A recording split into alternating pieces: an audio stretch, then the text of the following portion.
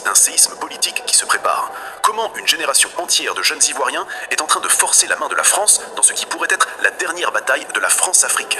Et croyez-moi, ce n'est pas de la fiction, c'est la réalité qui se joue maintenant. La génération Z.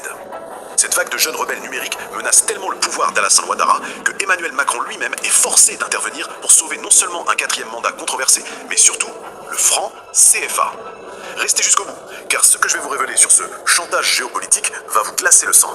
Bienvenue sur une chaîne qui décrypte les vraies dynamiques du pouvoir en Afrique.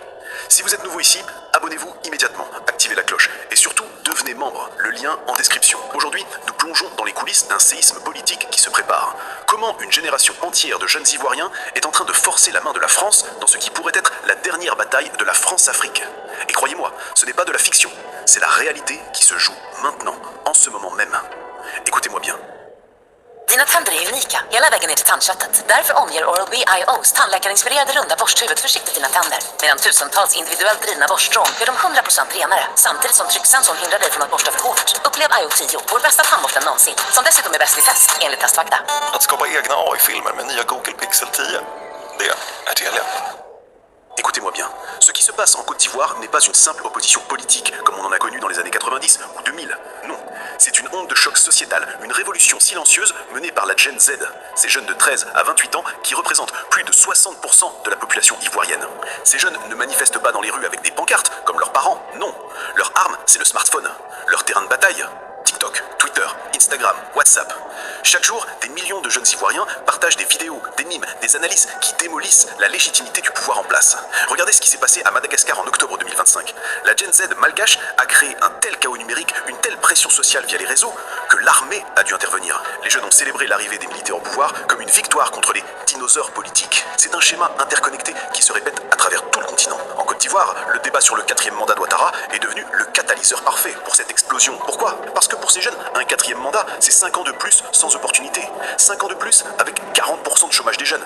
5 ans de plus à voir leur diplôme devenir des papiers toilettes. Laissez-moi vous donner des chiffres qui font peur au régime. 78% des jeunes Ivoiriens de 18 à 25 ans pensent que le système politique actuel est pourri jusqu'à la moelle, selon un sondage anonyme circulant sur WhatsApp. Plus de 2 millions de vues sur des vidéos TikTok avec le hashtag Ouattara dégage en seulement 3 semaines. Des groupes Facebook secrets avec plus de 500 000 membres qui planifient des actions de désobéissance civile numérique. Mais le plus terrifiant pour le pouvoir, c'est leur mode d'organisation. Ils utilisent des techniques de guérilla numérique. Un jeune activiste m'a confié sous couvert d'anonymat. Nous ne sommes pas l'opposition de Papa Gbagbo ou de Bédier. Nous sommes la génération Netflix, la génération crypto, la génération qui a vu le Mali, le Burkina et le Niger dire non à la France. Pourquoi pas nous ? Cette phrase, mes amis, c'est une bombe à retardement. Car elle révèle que cette vague anti-Ouattara n'est pas juste politique, c'est existentiel. C'est une génération qui refuse de vivre dans le système colonial 2.0.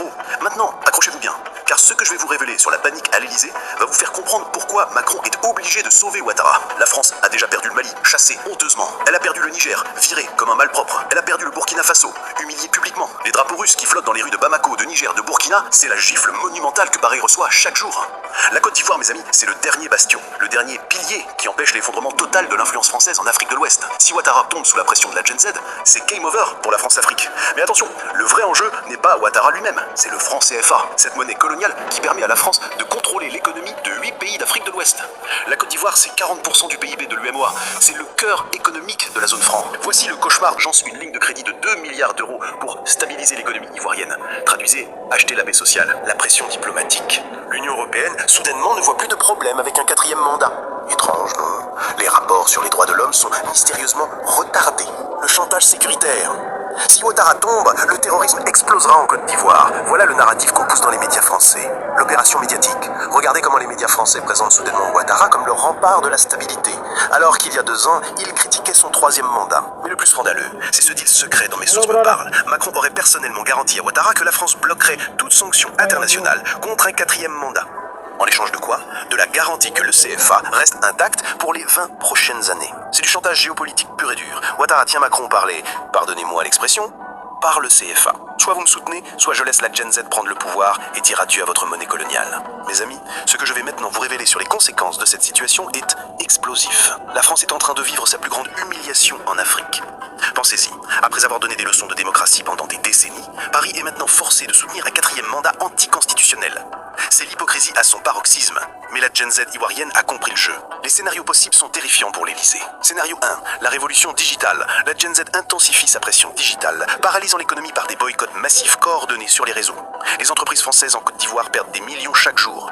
Ouattara est forcé de renoncer. La France perd son dernier allié, le coup d'État 2.0. Inspiré par le Sahel, de jeunes officiers militaires soutenus par la Gen Z prennent le pouvoir. Premier décret, sortie immédiate du franc CFA. La France se retrouve avec ses 50 milliards de réserves CFA qui ne valent plus rien. La négociation impossible. Ouattara reste au pouvoir mais au prix d'une instabilité permanente. La Côte d'Ivoire devient un État zombie, maintenu artificiellement par la France, saignant des milliards chaque année. Mais voici la révélation qui change tout. Mes sources m'informent que la Chine et la Russie observent attentivement. Ils ont déjà des contacts avec les leaders de la Gen Z ivoirienne. Imaginez, Abidjan qui bascule dans le camp sino-russe, le port d'Abidjan aux mains des Chinois, les bases militaires françaises remplacées par Wagner. Un analyste géopolitique russe m'a confié. La France fait exactement ce qu'il ne faut pas faire. En soutenant aveuglément Ouattara, elle radicalise encore plus la jeunesse. C'est un cadeau pour nous. La question cruciale est, la France peut-elle véritablement sauver Ouattara contre la volonté de millions de jeunes Ivoiriens connectés et déterminés? L'ironie suprême, c'est que la France, en voulant sauver le CFA, pourrait précipiter sa chute. Car plus elle soutient ouvertement Ouattara, plus elle alimente la colère de la Gen Z. C'est un cercle vicieux mortel. Les prochains mois seront décisifs. Si Ouattara annonce officiellement sa candidature pour un 4e mandat, attendez-vous à une explosion. La Gen Z a déjà préparé l'opération Digital Shutdown, une paralysie totale du pays via les réseaux. Dans les salons feutrés du pouvoir africain, une peur nouvelle s'est installée. Non, ce qui empêche désormais les dirigeants de dormir paisiblement, c'est le bourdonnement incessant des notifications sur les smartphones de millions de jeunes. La génération Z africaine, armée de ses téléphones portables et de sa maîtrise des réseaux sociaux, est en train de redéfinir les règles du jeu sur le continent. Cette génération, née entre 1997 et 2012, représente aujourd'hui plus de 60% de la population dans la plupart des pays d'Afrique subsaharienne. Contrairement à leurs années, ces jeunes n'ont connu que l'ère digitale. Ils ont grandi avec Facebook, ont atteint l'adolescence avec Instagram et entrent dans l'âge adulte avec TikTok. Pour eux, l'espace digital n'est pas simplement un outil de communication, c'est leur terrain de vie, leur agora politique, leur champ de bataille révolutionnaire. L'impact de cette transformation digitale sur la politique africaine est comparable à un séisme de magnitude 10 sur l'échelle de Richter. Les vieilles recettes du pouvoir, contrôle des médias traditionnels, meetings politiques orchestrés, répression policière visible, deviennent désuets face à une génération qui communique en mème, organise sa résistance en stories éphémères et peut mobiliser des millions de personnes en quelques heures via une simple vidéo virale. Pour comprendre la force de frappe de la Gen Z africaine, il faut d'abord saisir comment s'est construite leur conscience politique collective. Contrairement à leur génération précédente, qui n'ont connu que l'ère numérique, ils ont grandi avec Facebook, ont atteint l'adolescence avec Instagram et entrent dans l'âge adulte avec TikTok. Pour eux, l'espace digital n'est pas simplement un outil de communication, c'est leur terrain de vie, leur agora politique, leur champ de bataille révolutionnaire. Plus inquiétant, le pouvoir a tenté la répression ciblée. Des dizaines de jeunes activistes numériques ont été arrêtés sous divers prétextes. Diffusion de fausses nouvelles, troubles à l'ordre public, cybercriminalité, mais chaque arrestation génère une mobilisation massive en ligne. Un aspect crucial de la force de la Gen Z africaine est sa dimension transnationale. Les jeunes Ivoiriens ne se contentent pas d'agir localement, ils s'inscrivent dans un mouvement continental, voire global. Les connexions avec la diaspora jouent un rôle clé. Des millions d'Ivoiriens vivant en Europe, en Amérique du Nord ou dans d'autres pays africains amplifient le mouvement depuis l'étranger. Libres des contraintes locales, ils créent du contenu encore plus subversif, organisent des manifestations devant les ambassades, interpellent les politiciens occidentaux sur leur soutien aux régimes autoritaires. La solidarité panafricaine de la Gen Z est remarquable. Quand les jeunes Sénégalais se mobilisent, les Ivoiriens relaient. Quand les Kenyans innovent tactiquement, les techniques sont immédiatement adoptées ailleurs. Un véritable international numérique africaine est en train de naître, partageant expériences, tactiques et soutien moral. L'impact sur l'opinion internationale est considérable. Les médias occidentaux, longtemps focalisés sur une vision misérabiliste ou exotique de l'Afrique, découvrent une jeunesse connectée, articulée, créative. Les vidéos TikTok de jeunes Africains démontent les stéréotypes et forcent une réévaluation de l'image du continent. La montée en puissance de la Gen Z africaine a des implications géopolitiques majeures que les puissances traditionnelles commencent seulement à comprendre. Pour la France particulièrement, c'est un cauchemar stratégique. La remise en question du franc CFA par cette génération n'est pas idéologique. Elle est pragmatique. Les jeunes ont accès à l'information économique globale. Ils voient les success stories du Rwanda, du Ghana, du Kenya. Ils comprennent les mécanismes monétaires. Le rejet du CFA est basé sur une analyse rationnelle, pas sur un nationalisme aveugle.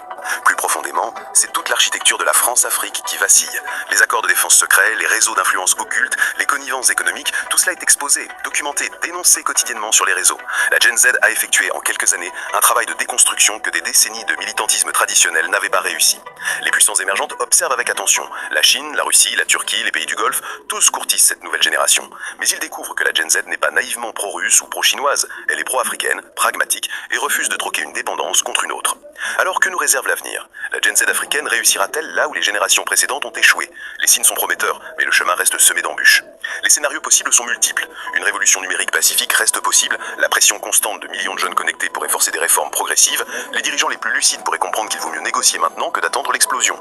Mais le risque de radicalisation existe. Si les canaux pacifiques sont systématiquement bloqués, si la répression s'intensifie, une partie de cette génération pourrait basculer dans des formes d'action plus violentes. L'histoire nous enseigne que les révolutions naissent quand l'espoir de changement pacifique disparaît. Un scénario hybride semble le plus probable. Des avancées progressives, ponctuées de crises aiguës. La Gen Z continuera de grignoter le pouvoir des régimes en place, forçant des concessions, exposant les contradictions, jusqu'à ce que le système actuel devienne intenable.